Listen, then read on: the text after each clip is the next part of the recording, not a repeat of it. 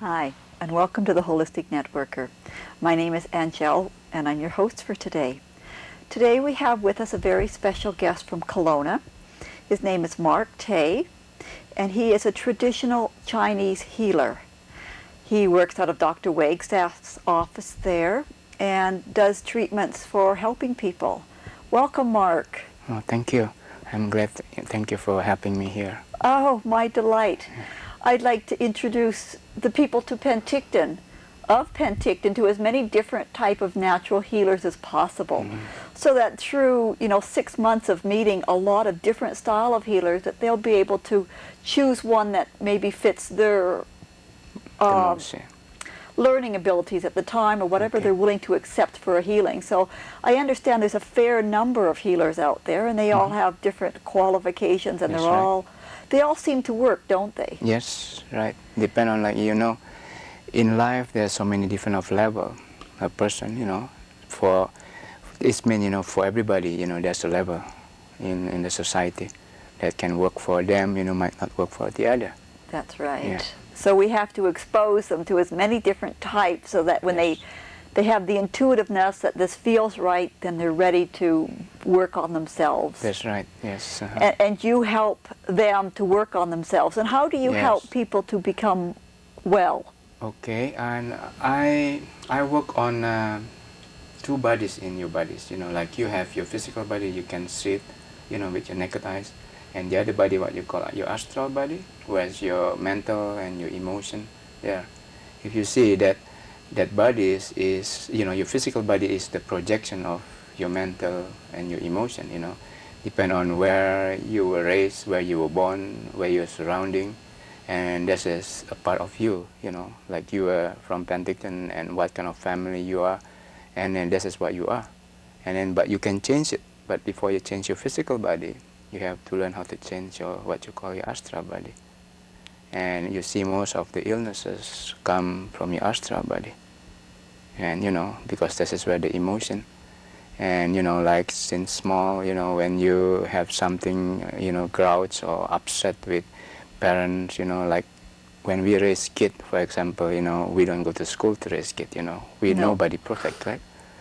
And then and then some kids, feel left alone by the parents, and they carry with them the emotion of being left alone. That's right. And then you say, not being loved parents, and some of them feel that there's no affection from parents, and then they grow up and then they feel the same thing with other people, and usually the person like that, they're attracting to a certain energy too. They might attracting their partner, the same partner, that the same thing like their parents, and then the whole life they're not happy. And eventually, like if your negative emotion is so high, as you know that your emotion, your energy, and your physical body, they work hand by hand together, interconnected.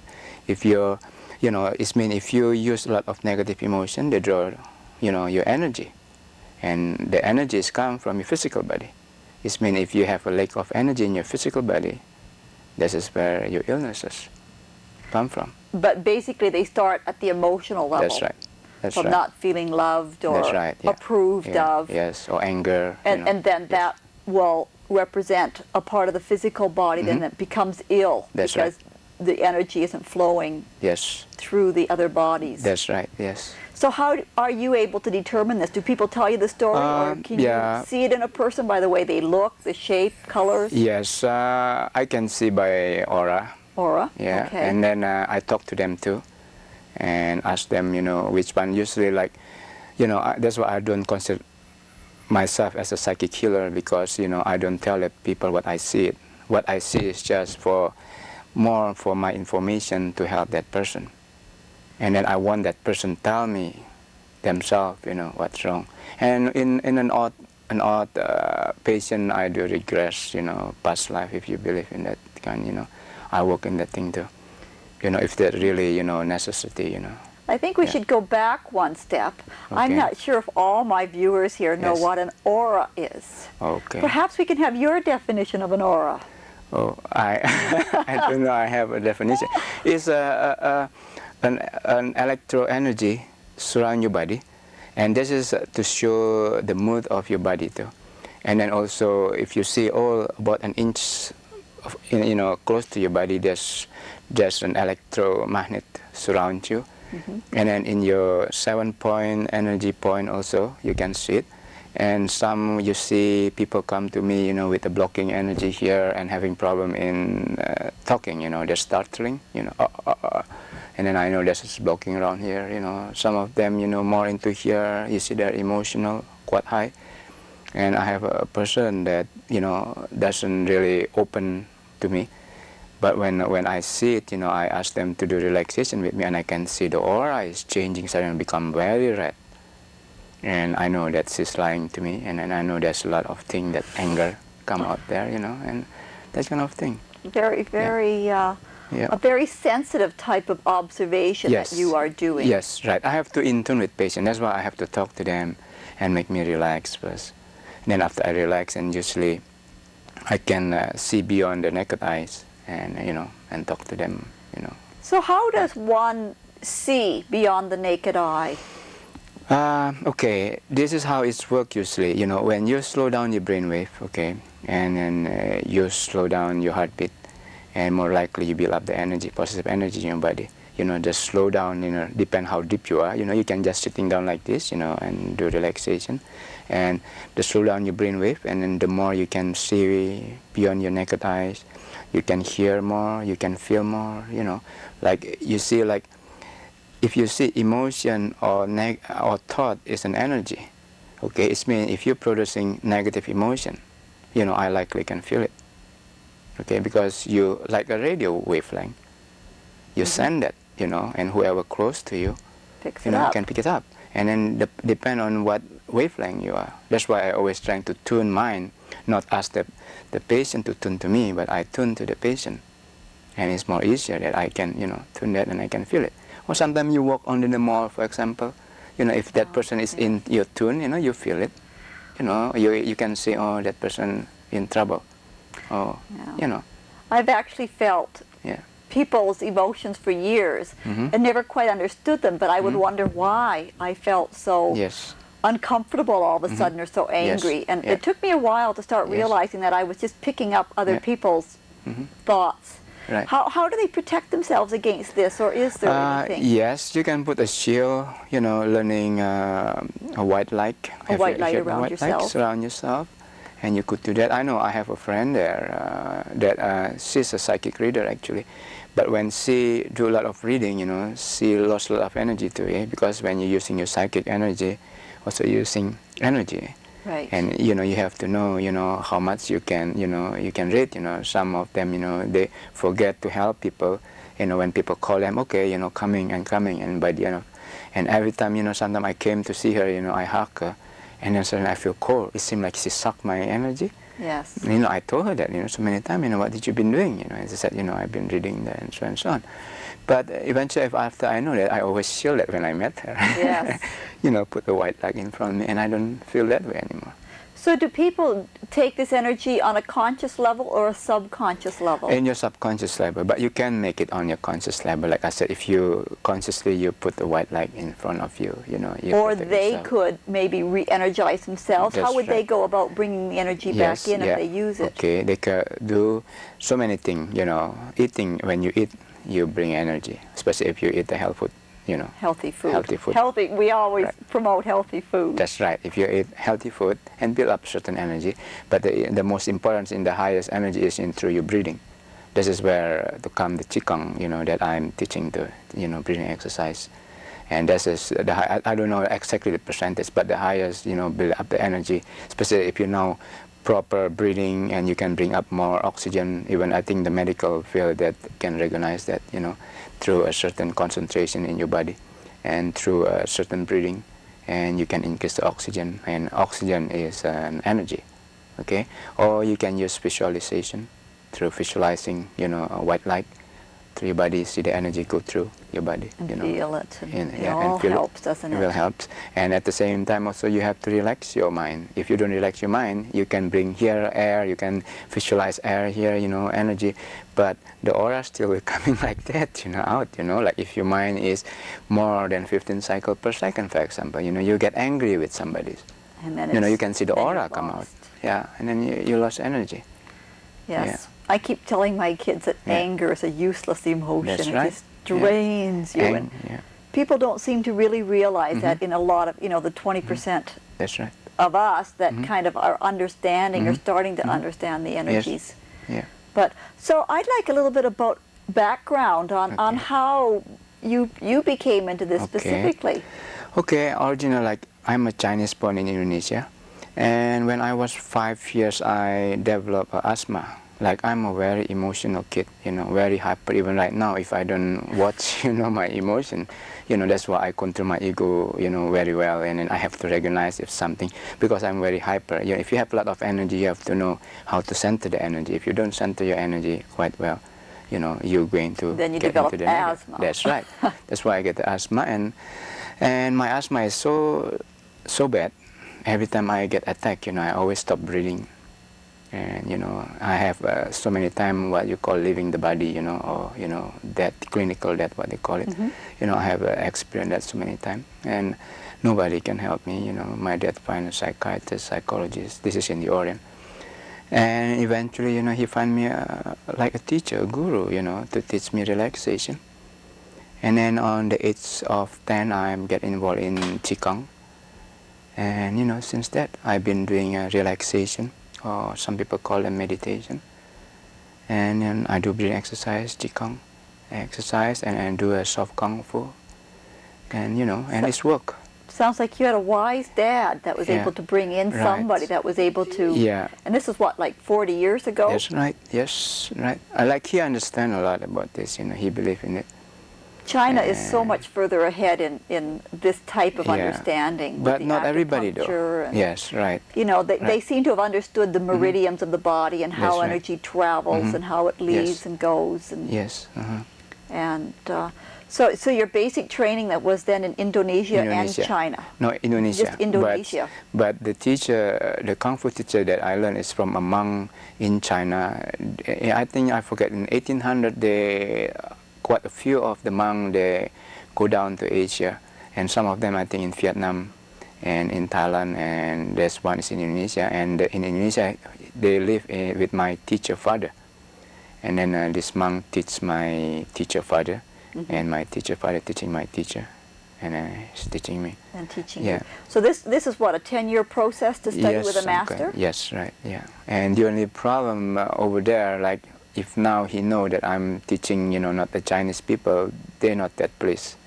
Even me, you know, in Indonesia, they look, you know, they ask, you know, what is your background? If your background Chinese, you know, okay. You know, they don't mind just teaching the regular Kung Fu, but in the Qigong, I don't know why. But I think everybody have the right to learn, you know. That's why I don't follow the tradition to do that. Good for you. You know, because we have a certain thing we have to do. And over there, we start on the first month of Chinese calendar, or the 15th, and then we get together, you know, like it's some kind of like a gathering. And the way they run, a little bit different there, you know, not like a club, you know, more like a private.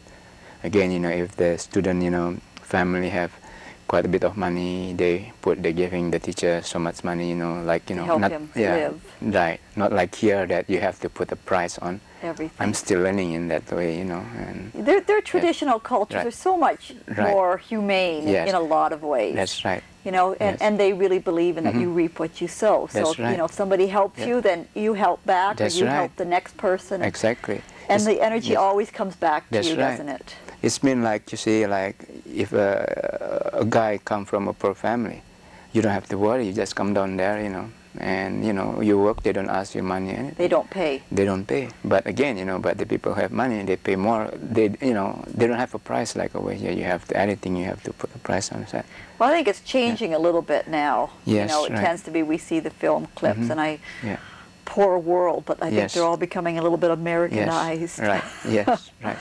But a lot of us that have gone through that role now are starting to realize the values that we've lost. Yes. And we're searching to go back and, you know, pick up where we've left off and you know, the eating, the fast foods, it's affecting our health. That's and, right, you know, the angry young people that are out there feeling very lost and very unloved because their parents were not around to give them the support as a child. Yes. And a lot of that's happening. Yeah.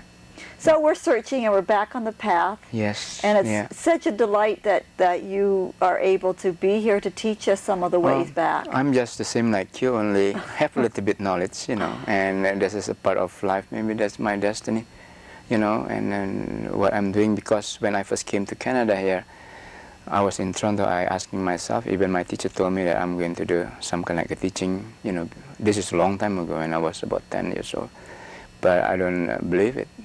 Okay, and I came down to California, went to school at UC Berkeley, you know, and the same thing, I still, you know, what I'm doing here, go to school, you know, I thought I finished my study, you know, in all that kind of thing, but I don't have a degree in that thing, and my father wanted me to have at least, you know, a university degree, and in Toronto I work the same thing, you know, beside that, you know, I use energy too, you know, I don't know, is that the training to make me having an energy, like I can heal people through energy healing, or because of my training, you know, according to my teacher, you know, I have it with me, you know, for a few life, you know, if you believe in it. I'm sure you've been born with it. Yes, right. So, some people are born to be warriors, and some are born to be parents, and some are born to be healers. Yes. And the only thing that the training has helped me build up more energy and know how to keep in the level, you know, my energy, you know, if I do healing, because I never feeling tired, and I feel the more patient I talk to, the more energy I have. Not I'm saying I draw the energy from the patient, but you're bringing it in. Yeah, but I center, you know, like my negative is just, you know, I'm using my energy to helping people. Good. You see, instead of, you know, my energy, you know, like, you know, the Chinese always say your mind is just like monkey, jumping one branch to the other. They're always looking for trouble. Your mind can trigger your emotion. Yes. See, but when you're working the job that you really like, you forget all that thing. That's right. You see, that's what I figure out. That's what me, you know, when I have, you know, I work with patients, you know, after, you know, 8-10 hours, you know, and I feel still great. You know, I don't feel tired. Means you're in the right job. Yes, right, yeah. Well, we're going to take a break in a couple of seconds here and let you watch Hank Pelzer doing a healthy hint for you. And then we'll be right back to talk with Mark some more about Qigong. I don't know if you know what that means, but you're going to learn. My name is Hank Pelzer. Today I would like to speak to you about the eyes, the science of iridology. Iridology is the study of the iris of the eye. The eye is a window of the soul, we are told. It is an extension of the brain. Iridology provides actually a language that gives information to the person whose eyes are being read, that gives them an opportunity to correct any deficiencies in the body. Now, iridologists are not concerned with disease or methods of treatment, but it's actually an unbiased form of analysis. It reveals the condition of the tissue of the body, and therefore seeing the weak and also the strong areas of the body. Now, from the eyes, you can establish a genetic typing, and also giving information as to prevention of disease or prevention of conditions that may show up in later life. For instance, genetic weaknesses will show up even in babies, in young children, and therefore it is a boon to them, and an actual program of prevention could be established for them.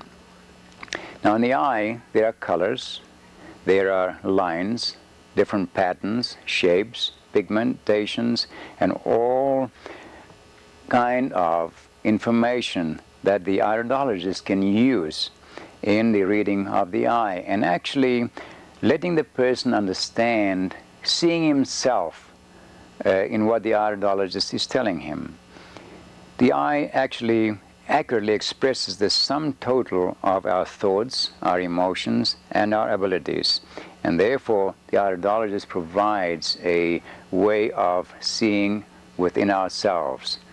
And this is my hint for this week.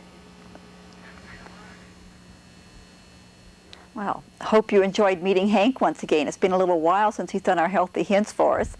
He's been busy studying, again, more about Rayed, which is a class about the eyes, and studying how the emotions affect your health, looking through your eyes.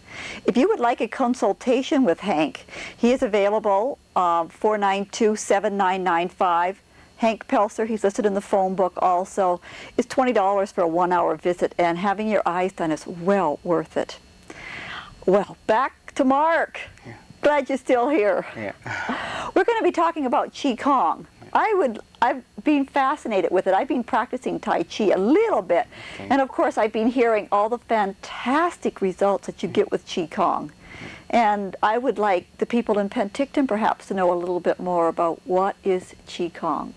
Qigong is more into body and mind quietness, you know, like there's a mental quietness, what you call Yu Qing, okay, and there's a different kind of pose in breathing, you know, like depend on what your illness is, you know, like, okay, when somebody coming, you know, sick, you know, you have to work, you know, two things, you know, you have to find first, you know, the doctor, of course, you know, find the symptom, eh? And you know, and then they tell you, you know, what is your illnesses, and then you teach them a certain breathing exercise with a certain pose, okay? And then on the other hand, you know, you have to find the cause of the illnesses. Like you believe in human life. Every time, you know, you come to this earth, you know, you have a purpose, you have a destiny, and to work on it, you know. But sometimes we carry away, you know, with our busy, you know, our surrounding, you know, we never look inside us ourselves. And this is where the Yu Qing come, you know, where's the quietness in your mind, and then to find out, you know, what's wrong. But over here, if you hear Qigong in Northern America and you see more into teaching breathing exercise, teaching about the posture, you know, like almost like yoga, but they are different kind. And you know, in the real Qigong, they use more a lot of the mental, though, which is, I'm coming here, I'm working on mental with people more, and the breathing is the secondary to me, because the cause of illnesses is most important than, you know, the symptom of the body. Okay, so if somebody was to come to you and, you know, have an illness of some kind, what would happen? You would talk to them for a little while, yeah. And then I have to talk with them for a while and then see if they're really uncomfortable, if there's happening like pain, and I use my energy to help them, because my purpose not to heal, you know, like I'm not a psychic healer like I mentioned to you, but I'm more into finding the cause, you know, of it, to help them. And but if they have really pain, you know, and they can relax, and I release that through my energy. so you actually do like a healing Yes, type of right. force where Yes. you put your hands Yes. over them and Yeah. you bring the energy Yes. through you Right. and then into them, Right. Yeah. helping to balance their Right. aura or Yes. their energy Right. field. Like today, before I came here, I have a lady from Kelowna, and she has a mucus here that she been go to the doctor, you know, the naturopath, you know, too, and still there. And I just put my hand there, you know, in about 10-15 minutes, and, you know, she said, "What you do? You know, it's gone. It's not there anymore." See, but I told her that's just a temporary. It is You know, temporary. That's but what people have to realize. That's right. You have to work on it yourself, you know, to heal yourself, you know. And this is just to show you, you know, that one can be released. There's But no magic cure No. out there, is there? No. And I think that's our Yes. purpose of our program, is to Right. try to teach people that Right. here is the answer, and, That's and right. they're going to have to slow Exactly. down Yeah. and listen to Yes. themselves, That's right. and to learn from teachers like you that Oh, are, you know, yeah. trying to help us Yes. understand what it is that we're Yes. Yeah. fighting. Yeah. You know, the disease that seems to be taken over. That's right, It is yeah. an emotional state of the world. Yeah. That's why if you see, you know, Qigong is work, but the only thing with a certain illnesses sometimes have to see me every day, because they have to do proper breathing exercise, you know, if they want it, you know, and so on, you know, and that's hard, you know, in here, you know, to work with, you know. So you work out of Dr. Wagstaff's office. Yes. And if somebody wants to get a hold of Mark, they could phone Dr. Wagstaff. He is going to be available for 1 or 2 days a week come in September or October. So I will be looking after his appointments here in Penticton. So if you would like to meet Mark and get an appointment with him to have him check out your aura and to help you to teach yourself what it is that's wrong, then you can phone me at my house and we'll talk about it. Mark and I are just starting to get to know each other a little bit so that we can help each other here and to help you. And otherwise, to get a hold of... Excuse me, can I correct a bit? I just saying, you know, like, but I'm not a psychic reading, okay? You know, when you say checking aura, you know, I just want to let people they realize it's at a healing level that you're looking. And the auras are real. Right. You know, it's a color that you see. That's right. And if it's really red, we know there's a lot of anger. Yeah, that's right. I don't tell them what their illness, anything, you know, and so on. You know, and you just I just put my work on information and I tell, you know, what they have to do, and I just tell them that. That's okay. And some people are willing to accept that, and some aren't. That's right. And the other thing that you do is soft kung fu. Soft kung fu, right. Which appeals to me. I'm always looking for a new kind of exercise. I think I've gone the route with yoga and tai chi. I love them all. And I find that they're very entwined, and each one helps you with the next one. Yeah, sure. And you would be quite willing to come back on the show again and do a soft kung fu interview and show us a little bit about what soft kung fu can do for us, along with the breathing. That you know, that's the one thing we're never really taught, is how to breathe properly. Right, like in soft kung fu, what we do, the same thing, we do relaxation first. And, you know, we do for 1 hour. That's important. 1 hour. The using the quietness in mental is very important. That's why we have to do that. And if we have something inside, we have to clear up. And then we do the stretching. It's meant to let the energy flow properly. And then you do the movement. Well, thank you for joining with us. I hope you enjoyed meeting Mark. Thank you very much. Thank you for inviting me.